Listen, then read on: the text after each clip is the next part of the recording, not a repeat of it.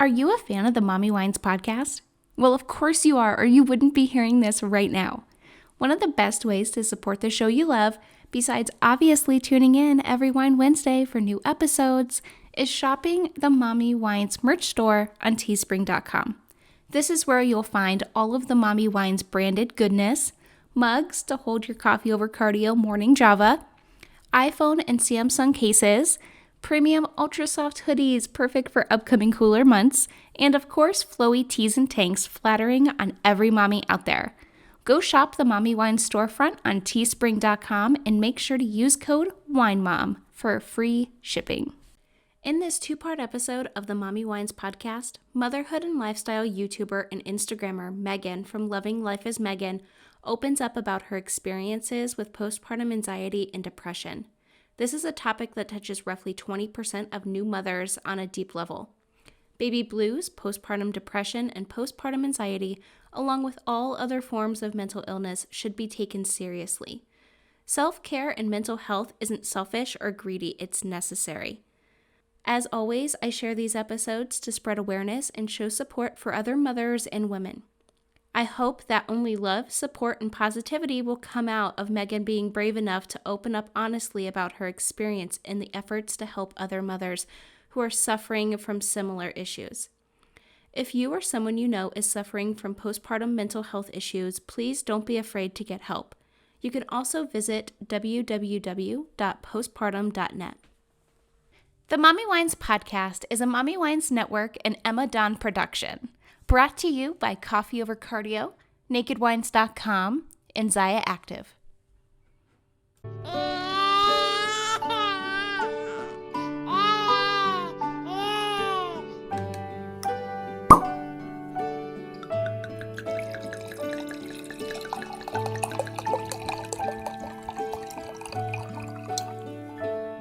Hi, everyone, and welcome back to the Mommy Wines podcast. I am your host, Emma Dawn, and today I have Megan, or better known as Loving Life as Megan, on Instagram.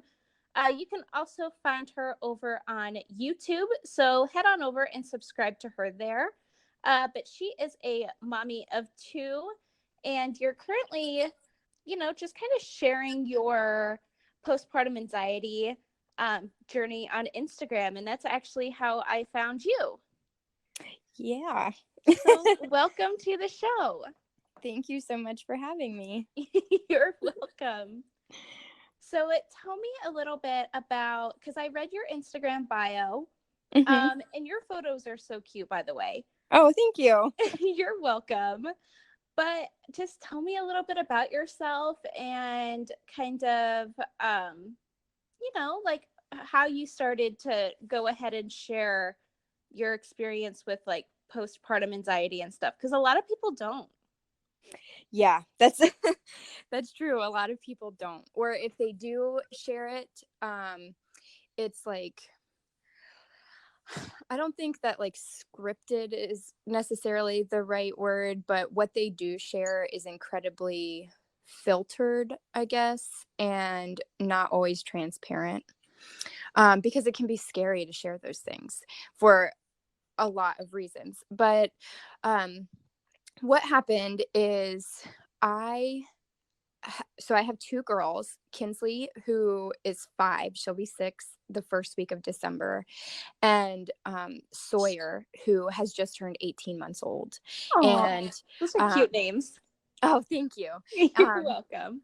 And I am married to their dad. His name is Derek. But with Kinsley, I had postpartum depression, and it went completely undiagnosed until I was already out of it. Mostly because the symptoms did not present maybe the same way that you would typically think when you know, or when you might think that you have depression or postpartum depression. Like, a lot of people associate those things, including myself, with like the extremes where you like smother your baby or commit suicide yourself or have suicidal tendencies and like crying all the time and just those types of things, which those extreme cases are awful, and and my Yeah. heart like breaks for those women and those children. But for me, the depression was more of like a disassociation and like a lack of connection, I guess, with Kinsley. It was more like going through the motions of everyday life. So there were just, it was, I don't want to say atypical symptoms, but just things that didn't flare up red flags for myself. And of course, I knew that postpartum depression existed, but again, I didn't identify that I had any of those symptoms until they went away. And then I was like, oh my God, I feel like a million times better now. And I talked to my doctor about that, almost like a euphoric feeling. And he talked to me about what I had been experiencing for almost 2.5 years at that point. And then he kind of diagnosed after the fact. So when I was pregnant with Sawyer, I was kind of preparing for that again, if that makes any sense, because I had experienced it before, and obviously then I'm prone to those kinds of experiences. Right. And I just wanted to be better prepared the second time around. So I did things like encapsulated my placenta after having Sawyer, because I had read a lot of like just blog posts and studies and websites and things that encouraged that as a way to like kind of curb depression and lack of energy and stuff like that. So I got my placenta encapsulated. My husband and I had so many talks about what signs to look for and what red flags may be and how to handle it, how to approach me about it, how to approach my doctor about it. Like we had a whole game plan for if I were to experience postpartum depression again. Well, that's good. And it's crazy because does it typically just go away? But even if it does, like 2.5 years is still a really long time. Yeah. So I already experienced some mental health issues with like manic depression and bipolar depression and stuff like that, aside from having children. So I already have like those kinds of roller coaster times in my life where there's like extreme highs and extreme lows. Yeah. But having that kind of gives you like a predisposition or makes you prone to postpartum issues. And from what I understand, postpartum issues are different for every woman. So some women might not experience it at all. Some women may experience what they call like baby blues, which is just like a mildly low feeling for a couple of weeks while your hormones are readjusting. Some women, it lasts for just a few months, some years, and some things that I've read are up to like 10 plus years that stems back to postpartum. And it's still being diagnosed as postpartum, even as their children are like adolescents, and you know what I mean? So Yeah. those things can last for a long time. But yeah, for me, it lasted 2.5 years with Kinsley. I'm still in it with the anxiety with Sawyer, and it's been 18 months now. But so anyway, we had prepared for like postpartum depression, or we thought we were prepared. And then my pregnancy with Sawyer was incredibly complicated. Like I'm already not really supposed to be able to have children to begin with. It's really hard for me carrying them to term. And my pregnancy with Kinsley was complicated as well, but Sawyer was a whole nother level of complicated. And there were times throughout the pregnancy where like doctors were preparing me for the possibility that she may die, that I may die. There were like Aww. things that kept happening, and I was high risk the entire time. I was being seen by specialists the entire time. They were closely monitoring her. I was going for sonograms every single week, and they at one point had me like so concerned that her thyroid wasn't developing properly, which would lead to like mental deficiencies if it like didn't catch up type of thing. And just there's a lot that was going on. That And sounds then, like a lot. Pregnancy is already stressful, but then you add in all of the complications. And oh yeah, my pregnancy with Milo wasn't, like a ray of sunshine either. but it just makes it so much more stressful when like the doctors are also super concerned. Oh yeah. Oh yeah. It's a little bit more real than just like a regular mother worrying.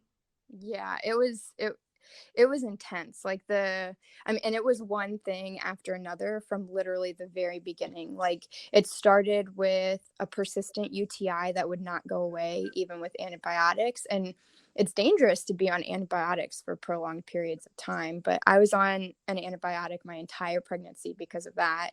And then I was having like kidney issues, and then I gave myself water intoxication because I was just drinking too much water, and so that created a whole. I mean, it was really bad. And then she was having issues, and yeah. So at 34 weeks, I went for like a regular appointment with my OB, and he was using the Doppler to find her heartbeat. And it was like it was just irregular, or that's what he was saying to me, is that it was just a little bit irregular, and he's like, don't freak out, you just need to go over to the hospital and they need to like take a look at things with better equipment, and like they need to monitor you for a little bit of time. This is like totally normal, sometimes these things happen, it's not going to be a big deal.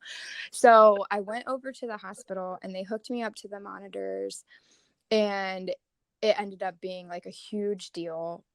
She was like, her heartbeat was dropping like super, super low and then like accelerating really high. It was really bad. So they gave me these, they were like, we're going to give you steroid shots to mature her lungs because we might have to take the baby like right now. Oh no. Yeah, they were like, there's all these risks. So they give me the steroid shot, and they were like, you have to stay in the hospital, like we're admitting you. And so they give me the first steroid shot, and they're like, you have to have two. But it takes like 48 hours to get both of them. They can't give them back to back. Right. And so basically they were saying her lungs won't be mature enough until after the second shot. So they give me the first shot, and then not even an hour later, they come in and they're like, actually we're like gonna do we're gonna do an emergency C-section and take her now, because she didn't pass the biophysical ultrasound.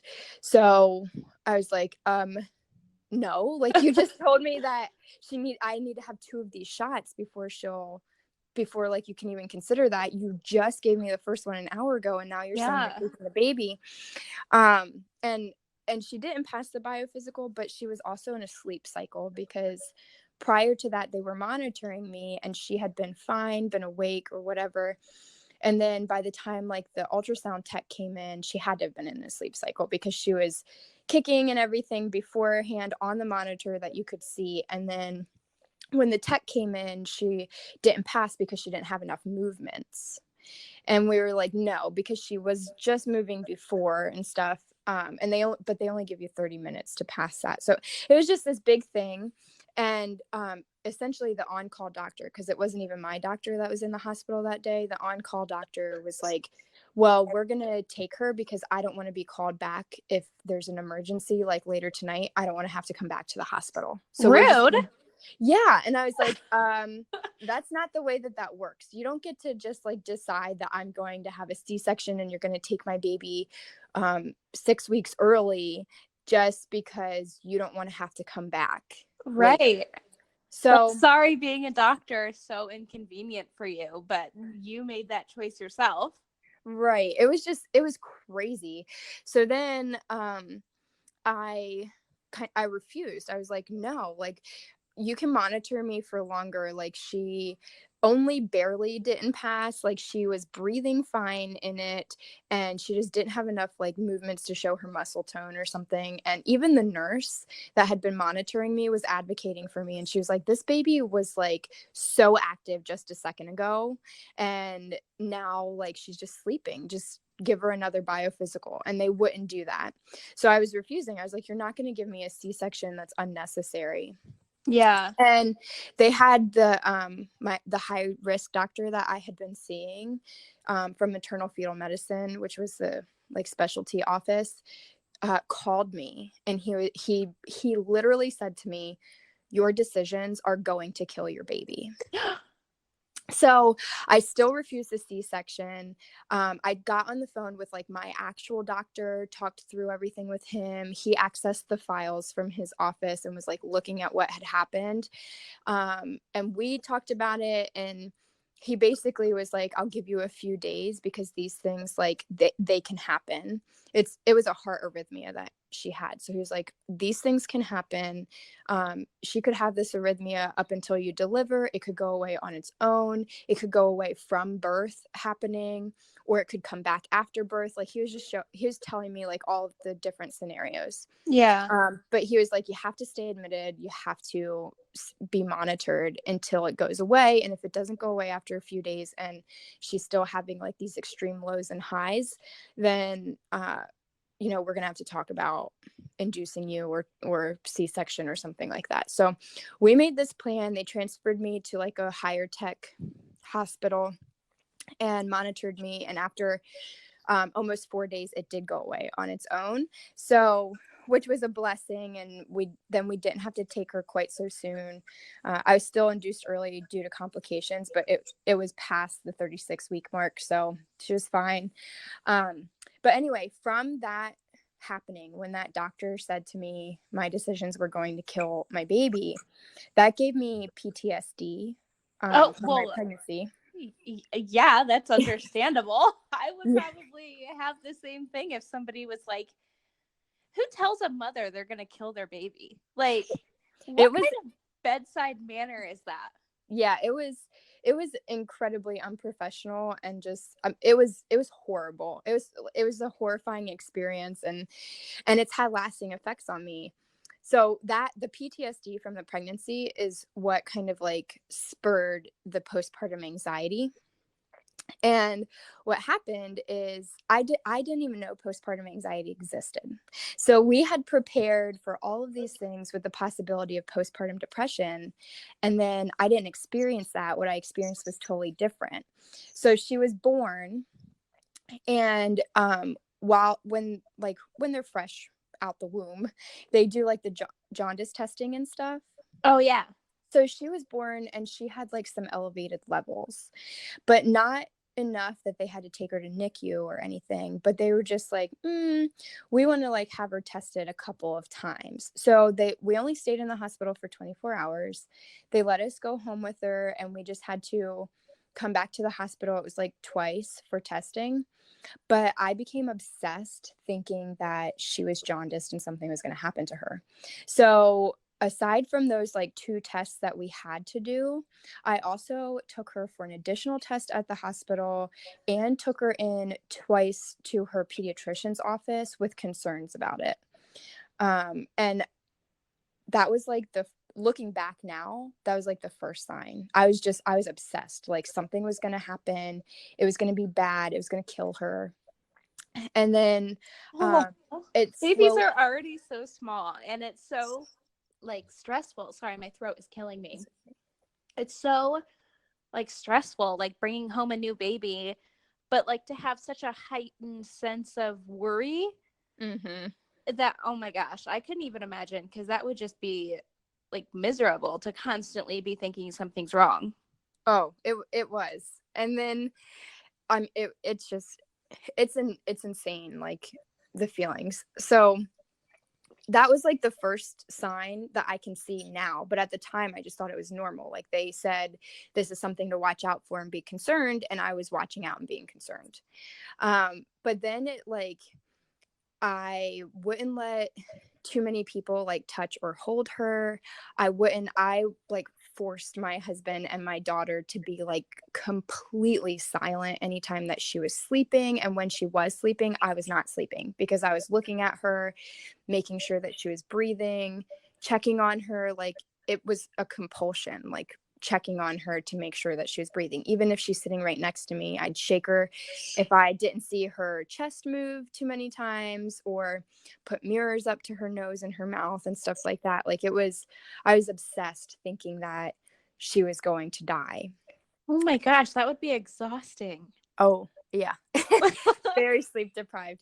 And I'm a breastfeeding mom, so she was nursing, and I would get so concerned that she wasn't eating enough, which I also breastfed Kinsley, and I never had those concerns with her.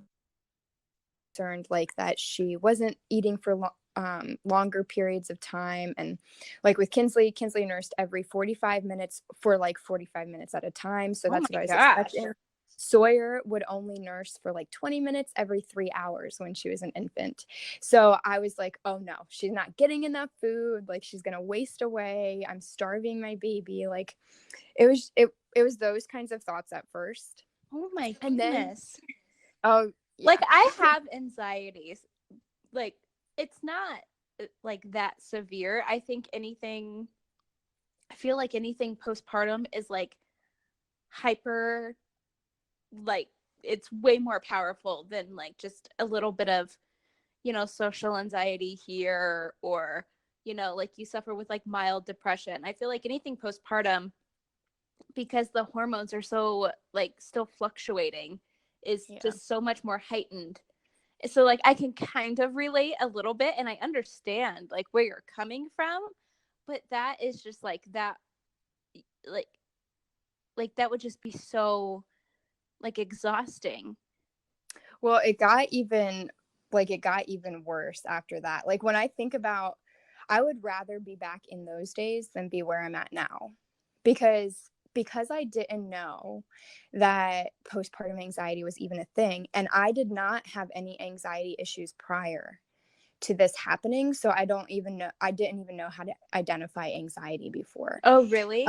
Yeah, so I had no idea, and I was just thinking like that it was normal, but it wasn't. And then because it went like undiagnosed, untreated in any way, it just started ramping up to the point where like not only was I checking on her breathing, but I was having paranoid anxiety. So I was like convinced that someone was either living in my attic or somewhere in my house, or going to break into my house and kill my family. And it went from like just being worried about Sawyer dying to being worried about all of us dying. Don't let the holiday treats slow you down. Zyia Active has your back. Well, your backside, that is. With premium activewear from Zyia Active, you'll be set to crush your health and wellness goals even if you surrender to a few holiday cravings. Zyia Active's most popular items are their joggers and the Light and Tight leggings. Both are ideal for colder weather. The Light and Tights are made of the highest quality sweat-wicking, breathable, compressive, quick-drying, and squat-proof materials. And from now through the holidays, I am extending my rep discount to every one of my listeners. That's right, 25% off your order now through the holidays. So cross off the activewear lover on your list and use the savings to treat yourself at myzyia.com/Amadon. And DM me on Instagram to place your order with my 25% off rep discount now through the holidays. Once again, that's myzyia.com/Amadon. myzyia.com/Amadon. Thank you for listening to this episode of Mommy Wines After Dark. To hear the rest of Megan's story and her episode, make sure to tune in on Wine Wednesday. Today's episode of the Mommy Wines podcast was brought to you by NakedWines.com, Zyia Active, and Coffee Over Cardio. Do you love the show? Show your support by shopping the Mommy Wines podcast merch store at teespring.com, or by becoming a monthly supporter of the show by clicking the support button at anchor.fm/mommywines. Or you can use the support link in the show notes below. Have you been wanting to start your own podcast? Join the MW Podcast Network. All info on the MW Network, merch, partnerships, coupon codes, episodes, blog posts, and so much more can be found at themommywines.com. As always, thank you for listening, and until next week, wine moms, parent and drink responsibly.